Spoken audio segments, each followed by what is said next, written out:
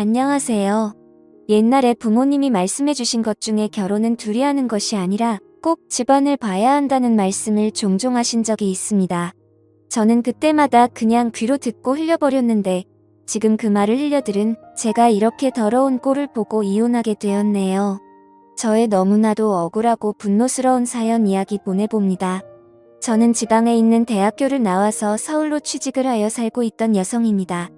남편은 친구의 소개로 만난 번듯한 대기업에 다니던 남자였지요. 중소기업에 다니던 저에게 남편은 다른 세계의 사람처럼 느껴졌습니다. 명문대 출신의 대기업 남자, 누가 봐도 1등 신앙감이었던 남편. 그와 다르게 서울에 올라와 중소기업에서 찍은 월급으로 아둥바둥하는 살고 있는 저에게 먼저 다가와 자신의 이상형이라며 다가와준 이런 남자. 하지만 이런 남자에게 저는 어울리지 않을 거라며 몇 번이고 밀어냈었습니다. 사실 그땐 남자 혐오증도 좀 많이 있었습니다. 초면에 남편에 대한 평가는 나랑 다른 세계의 사람이기도 했고 그 이상도 이하도 아닌 호감을 못 느꼈거든요. 제 입으로 말하긴 그렇지만 처녀 시절 때 외모 탓 때문인지 많은 남자들의 관심을 받았고 서울에 올라온 지 얼마 안 되었을 때 나쁜 남자에게 속아서 사귀고 헤어진 뒤로는 스토킹도 단년 이상 당했던지라 진짜 남자라면 질려서 남자들에 대한 관심이 정말 없다 싶어 했었거든요. 그렇게 저는 4년 동안 남자친구 없이 혼자 지냈습니다. 물론 그동안 정말 많은 남자들한테 호감 표시를 받았지만 대응한 적은 단 한 번도 없었고요. 그런데 이상하게 남편은 진짜 순수하게 저만 챙기는 게 느껴질 정도였습니다. 저를 유리그릇 다루듯이 챙기려는 남편을 보고 괜히 상처 주기도 싫어서 제가 왜 우리들은 사귀면 안 되는지에 대해서 말을 했더니 남편이 말하길 자신도 그렇게 모든 것이 완벽한 게 아니라고 하더군요. 이야기를 들어보니 남편의 아버지가 그렇게 망난이었다고 합니다. 술만 먹으면 어머니와 자기를 두들겨 팼다던 아버지. 어릴 때부터 아버지의 잦은 술심부름은 기본에 공부하는 도중에도 자기를 두들겨 팼으며 그걸 말리던 어머니도 두들겨 패고 교과서도 다 찢어발교. 급기야 고등학교 시절에는 아버지가 일도 안 하고 회사에서 잘린 뒤로 집에서 술만 먹고 가정폭력을 더욱 일삼았다고 합니다. 어쩔 수 없이 엄마는 집안을 먹여 살린다고 두들겨 맞은 몰골로도 밖에 나가서 일을 하였지만 너무 심하게 맞은 날은 병원에 입원하거나 얼굴에 티가 많이 나서 일도 그만두는 일도 많았다며 자기 집안에는 정말 돈이 하나도 없었답니다. 가끔 할아버지 내에서 조금씩 돈 좀 붙여주는 게 전부였다고 하더군요. 자기는 정말 이대로 그냥 인생이 끝나는가 싶었지만 남편이 고등학생이 되고도 아버지의 폭력이 멈추지를 않자 더 이상 못 참아서 아버지를 괴피듯이 두들겨 팬 이후로는 2번 다시 아버지가 주먹은 휘두르지 않았다고 하더군요. 그 이후로 가정폭력은 사라졌지만 여전히 집구석에서 돈도 안 벌고 술만 찾는 아버지가 있답니다.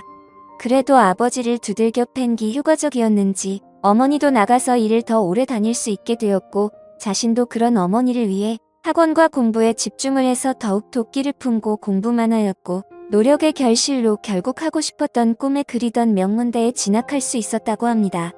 너무 행복했지만 그 행복도 잠시였고 또 다른 시련의 시작이 왔었다고. 명문대에 들어갔긴 했지만 사립이다 보니 엄청난 학비를 감당하기 위해서는 장학금을 꼭 받았어야 했기에 더욱 이 악물고 도끼 품으면서 공부를 이어나갔고 아르바이트까지 병행하며 졸업했던 남편. 그런 남편 이야기를 들으니 한순간에 사람이 달라 보이고 존경스럽더군요.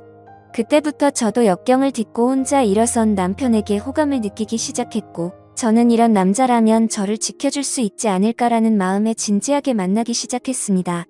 연애하는 동안 남편은 정말 제가 생각했던 완벽한 남자 그 자체였습니다. 제가 가끔 화도 내면 다 받아주고 모자란 저를 이끌어주던 남자. 그런 남자에게 빠져 결혼이 하고 싶어졌고 급기야 집에 소개를 하게 되었습니다. 하지만 남편의 이야기를 다 들으신 부모님께서는 그렇게 썩 밝은 표정은 아니셨습니다. 피는 못 속인다는 말과 가정환경의 중요성에 대해서 말씀을 하시더군요. 그래서 저는 부모님께 따지듯이 말했습니다. 그럼 가정환경이 나쁜 사람은 평생 나쁜 사람으로만 살아야 되냐고, 기회도 그럼 영원히 없는 거냐고 따졌죠. 부모님이 꼭 그런 건 아니지만 이왕 딸 가진 부모 입장에선 딸이 더 좋은 남자 만나길 원하는 건 어떤 부모라도 같은 심정일 거라고, 오로지 널 위해서 하는 말이라고. 너가 그런 모든 걸 다 감싸 안을 수 있다고 한다면 결혼을 허락하겠다고 하시더군요.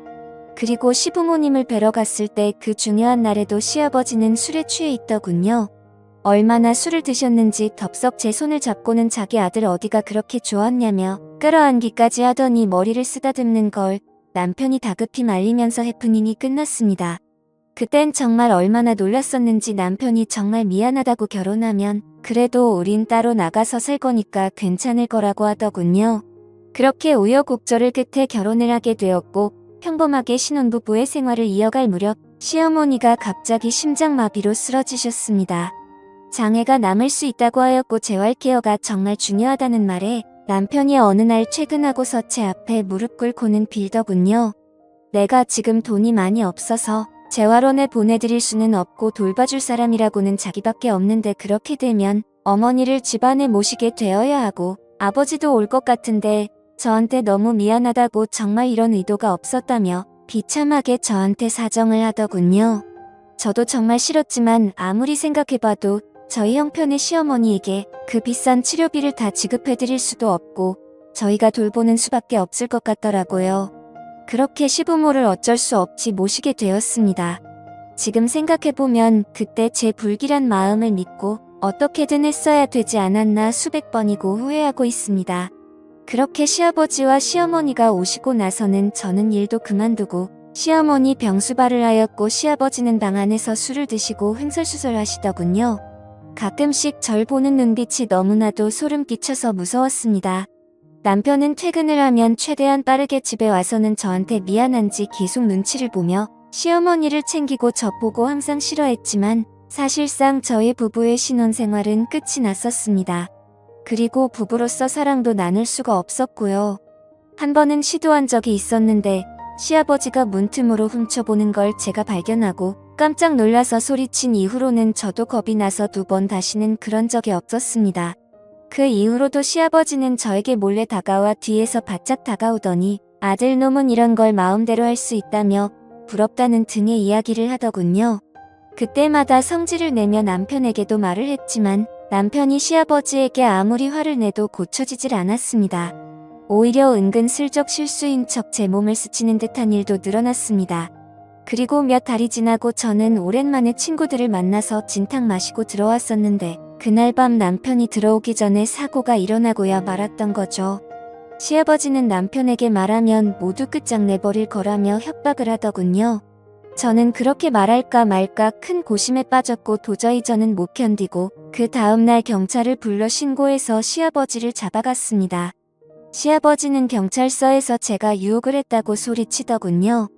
항상 집에서 옷을 얇게 입고 있었다면서 며느리가 유혹해서 그런 거라며 고래고래 소리를 지르며 당당하게 말하는데 진짜 너무너무 쪽팔리고 창피해 죽겠더라고요. 근데 저를 위로해 줄 알았던 남편은 집에 와서 저한테 충격적인 말을 하더군요.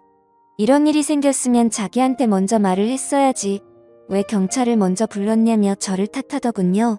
저는 순간적으로 멍해져서 제가 잘못 들은 줄만 알았습니다.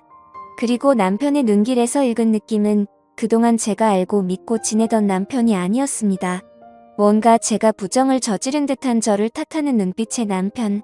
저는 그 눈길에 진짜 그 인간 쓰레기 시아버지 말처럼 제가 시아버지를 유혹한 천하의 둘도 없는 더러운 며느리가 된 것 같은 기분을 느꼈습니다.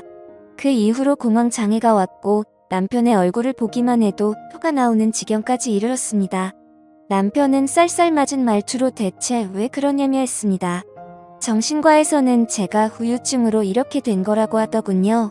거의 한 달 지나도 몸 상태가 좋아지질 않자 남편은 혹시 임신한 건 아니냐며 테스트라도 해보라는 말에 제가 진짜 그때 정신이 반쯤 나가서 집안 물건이고 뭐고 다 집어던지며 남편에게 소리를 질렀었습니다. 그리고 테스트 결과 임신은 아니었고요.